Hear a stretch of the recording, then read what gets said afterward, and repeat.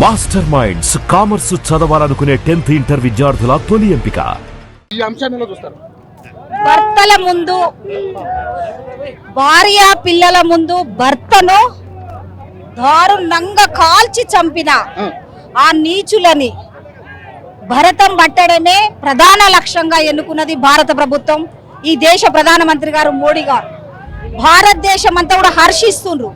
కాబట్టి మహిళలను అంటే భార్యలను పిల్లలను వదిలిపెట్టి మగవాళ్ళను భర్తలను చంపడం అంటే నీచమైన సంస్కృతి వాళ్ళదనేది ఊచకోత కోసిరు ఒక రకంగా చెప్పాలంటే. కాబట్టి ఇదంతా బాధాకరమైన విషయం.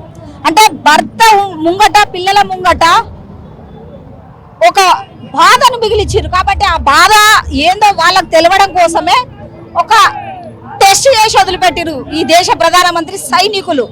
కాబట్టి సైనికులకి ఈ భారతదేశం ఎప్పుడు కూడా రుణపడి ఉంటది. వాళ్ళ త్యాగాలు వాళ్ళ గొప్పతనం.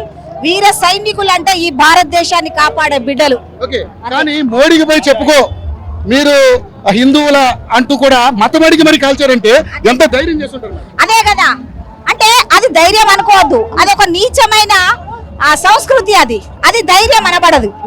అది అంటే ఆ లక్షణం కరెక్ట్ కాదు. చాలా మంది ఏం మాట్లాడుతున్నారు, మన ఇండియా యొక్క అసమర్థతను మాట్లాడుతున్నారు. తప్పు. ఇండియా ఏందనేది ఇప్పుడు మీకు ఈ ర్యాలీలో కనబడుతుంది కదా. ఇలా భారతదేశం తీసుకున్న నిర్ణయం, దేశ ప్రధానమంత్రి గారు తీసుకున్న నిర్ణయం ఏందనేది వాళ్ళు హర్షిస్తున్నారు కదా.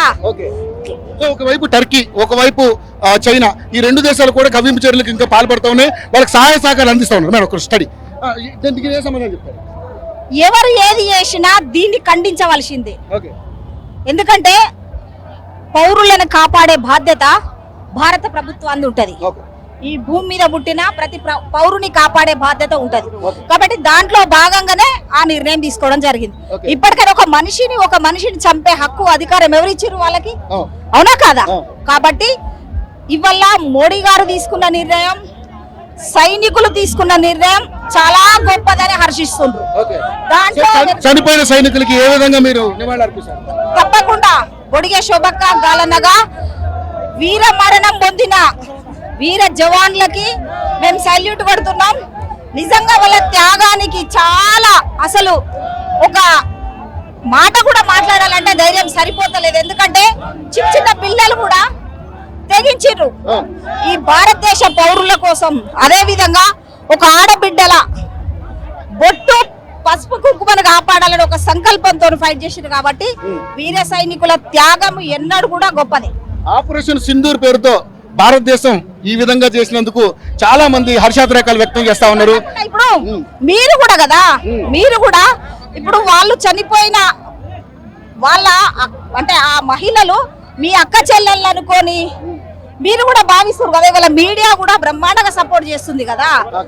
బ్రహ్మాండంగా ఉంటదండి. చూడండి, వాళ్ళ ఒక పిలుపు పిలిస్తే ఇంతమంది పార్టీలకు అతీతంగా అందరూ కూడా ఇవాళ భారతదేశ ప్రభుత్వం అంతా కూడా అంటే కేంద్ర ప్రభుత్వం తీసుకున్న నిర్ణయం కరెక్ట్ అని వాళ్ళ బయలుదేరి వచ్చిండ్రు కదా. థ్యాంక్ యూ అక్క. సో మాజీ ఎమ్మెల్యే బొడిగె శోభక్క గారు కూడా తన అభిప్రాయం తెలియజేశారు. ఇంకా చాలా మంది నాయకులు ఉన్నారు. ఇందాక ఈటల రాజేంద్ర గారు మాట్లాడారు. సో చాలా మంది నాయకులు ఉన్నారు. అందరూ కూడా వాళ్ళకి అభిప్రాయం తెలియజేస్తా ఉన్నారు. ఈ భారతదేశానికి ఎవడు ముప్పు వాటిల్లించే ప్రయత్నం చేసినా కూడా వాళ్ళకి కరెక్ట్ సమాధానం చెప్తామని చెప్పేసి కూడా మాట్లాడుతూ ఉన్నారు. అందరూ చాలా మంది నాయకులతో ఇంకా ఉన్నారు. మనం మాట్లాడే ప్రయత్నం చేద్దాం. మాస్టర్ మైండ్స్ కామర్స్ చదవాలనుకునే 10th ఇంటర్ విద్యార్థుల తొలి ఎంపిక.